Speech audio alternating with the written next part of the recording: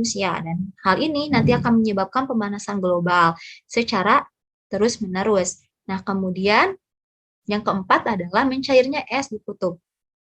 Nah, mencairnya es di kutub, ini permukaan es kan dia berwarna putih dan dapat memantulkan lebih dari 60% sinar matahari. Akan tetapi, jika semakin banyak es yang mencair, maka sinar matahari tidak akan dipantulkan, tidak dapat dipantulkan seperti sebelumnya, karena lautan hanya dapat memantulkan sinar matahari 1/10-nya saja. Kalau misalnya es terus-terusan mencair, es di kutub itu, maka apa yang akan memantulkan cahaya matahari. Nah, itu penyebab terjadi pemanasan global. Salah satunya karena efek rumah kaca, kemudian ada pencemaran laut, kemudian juga karena penebangan hutan secara liar, dan juga mencairnya es di kutub utara. Nah, kita lanjut. Ada dampak dari pemanasan global. Tadi penyebabnya, kemudian apa sih dampak dari pemanasan global? Dampak dari pemanasan global ini yang pertama adalah perubahan iklim dan juga cuaca.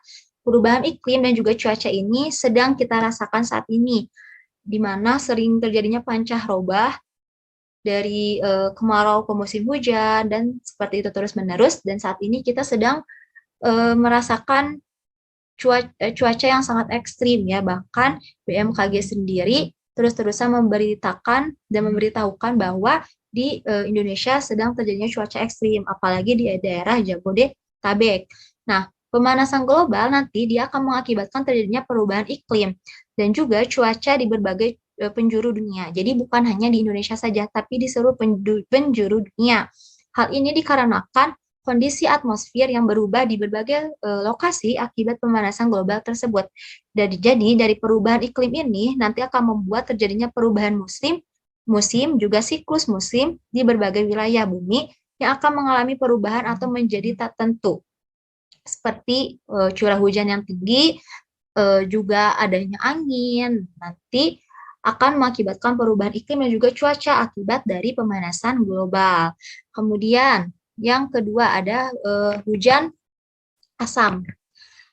Asap hasil pembakaran batu bara dan juga minyak, nanti kan dia akan menghasilkan emisi sulfur oksida dan juga nitrogen oksida. Nah, ketika dua gas tersebut bereaksi di udara, maka dia akan menghasilkan asam nitrat dan juga asam sulfat.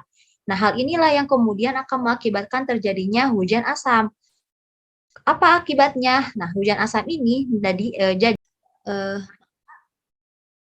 apa yang akan terjadi? Yaitu pemanasan global. Pemanasan global akan terus-terusan terjadi kalau misalnya kita tidak bisa menjaga kelestarian alam. Nah, salah satunya yaitu dengan menanam pohon kembali di lahan yang sudah ditebang secara liar atau terjadinya kebakaran hutan. Kemudian, yang ketiga adalah mengontrol pemakaian listrik. Penggunaan listrik yang berlebihan juga dapat menimbulkan pemanasan global. Hal ini terkesan sangat sepele, namun dampaknya sangat besar, seperti lampu-lampu dan peralatan listrik yang dapat mengeluarkan panas. Bayangkan berapa besar panas yang dikeluarkan nih bila di seluruh manusia di muka bumi ini menggunakan listrik secara berlebihan. Selain itu, membantu mengatasi pemanasan global dengan mengontrol pemakaian listrik, maka kita akan lebih hemat energi dan juga akan menghemat biaya.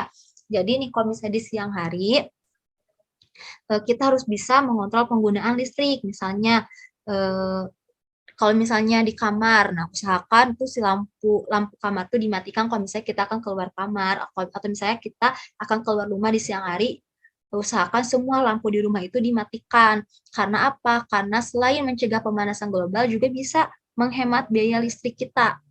Menguntungkan untuk bumi, juga menguntungkan untuk diri kita sendiri apabila kita bisa mengontrol pemakaian listrik. Nah, kemudian mengendalikan limbah. Limbah dapat mengeluarkan gas berbahaya ke udara. Gas berbahaya ini selain menimbulkan bau busuk juga dapat menyebabkan efek rumah kaca